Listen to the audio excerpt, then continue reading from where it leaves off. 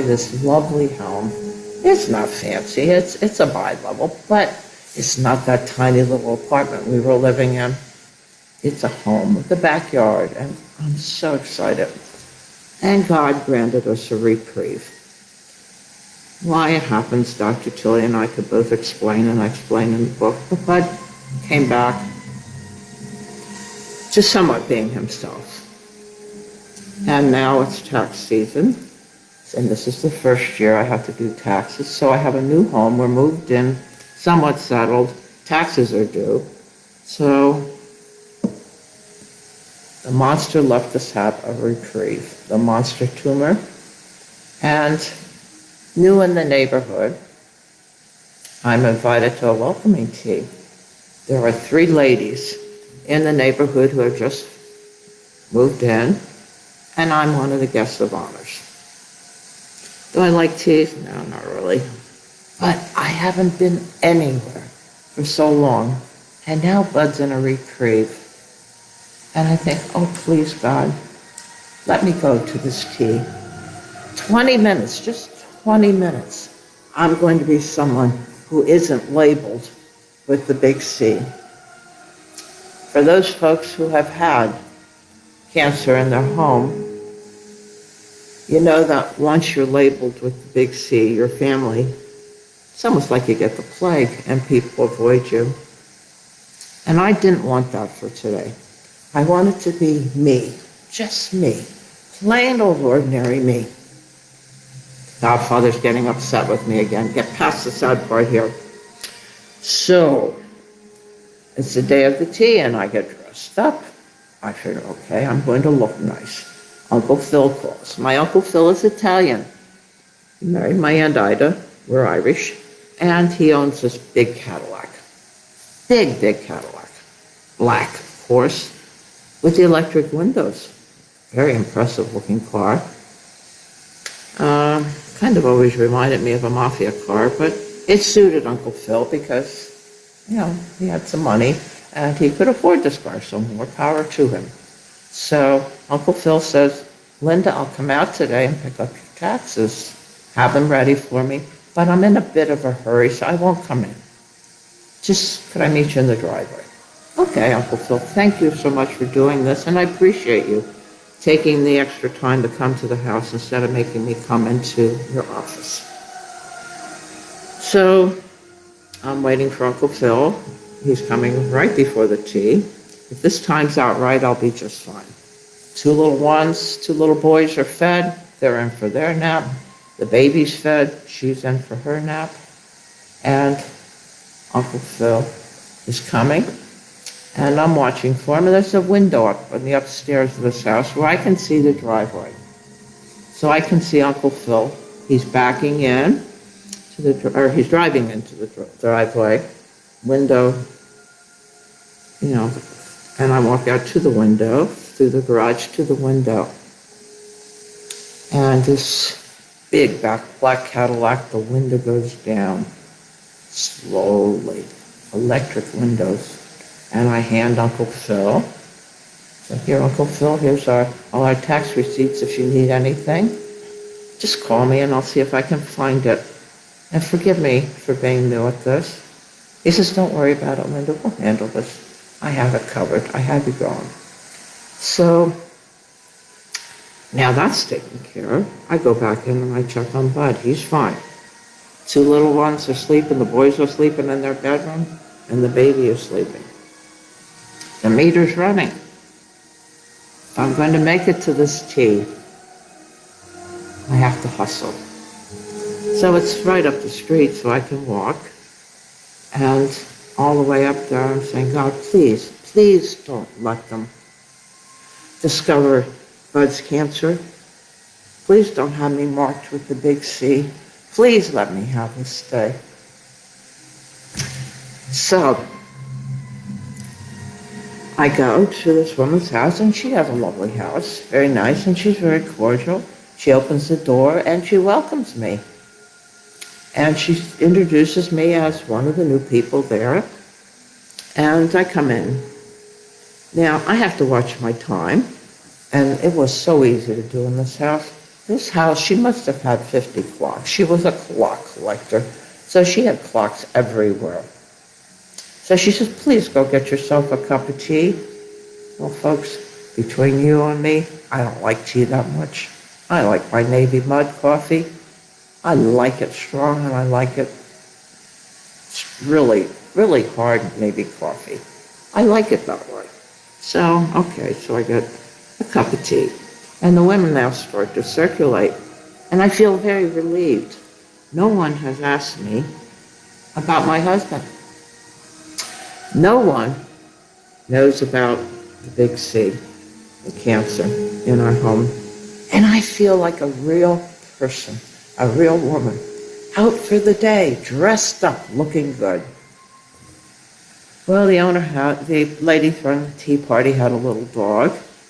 And dogs, for some reason, love me. And the little dog comes prancing up to me and dances around my feet. And I pick the dog up.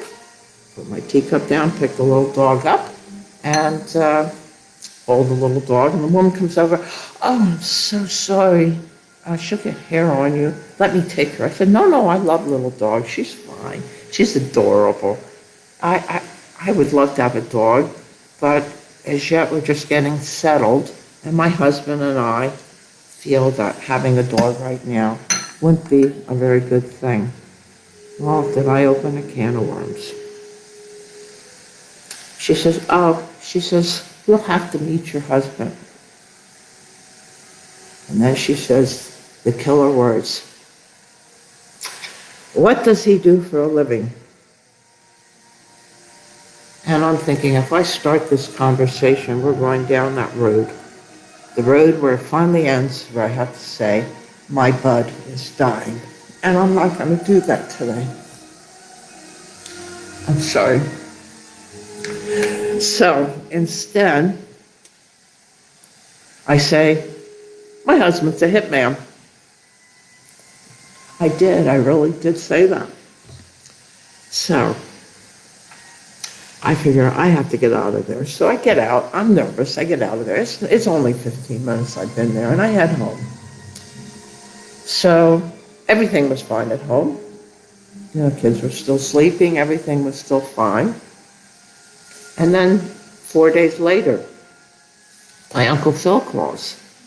Now, we're still living with this blessed reprieve. Bud's pretty good health.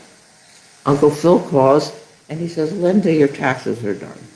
I said, oh, Uncle Phil, that's so nice. He says, yes, and I'm going to bring them out. He says, I have an appointment out there, so I'll drop them off. And again, would you meet me in the driveway so I don't have to come in and I can make my appointment in time? Oh, Uncle Phil, no problem.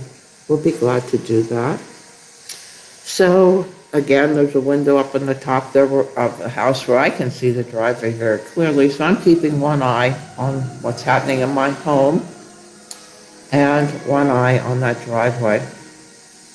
And in pulls that black Cadillac again, the big one, the mafia-style Cadillac, the black one. Now, Bud's pretty good. He says, Linda, and it's sad because at that point he didn't call me doll anymore. He says, Linda, I'll go get the taxes from Uncle Phil.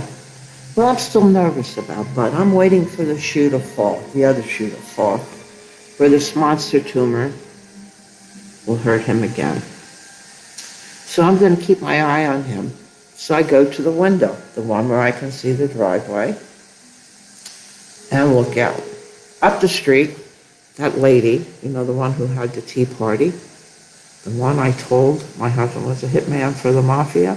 Remember her? The one I left really quickly? Well, she's walking down the street with that cute little dog.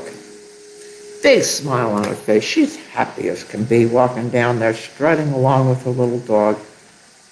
She can't see me, but she's watching my house, I can tell. Because she's the one that I told my husband was a hitman. Now, she probably thought I was kidding at first. Well, in comes the Cadillac. Pulls in. My Bud, who's bald from radiation and is 6'4", walks slowly out to the Cadillac. He looks back and forth. It's a Navy thing. You always check your perimeter, and he's still doing it. It's instinctual. So he's kind of looking left and right to check his perimeter.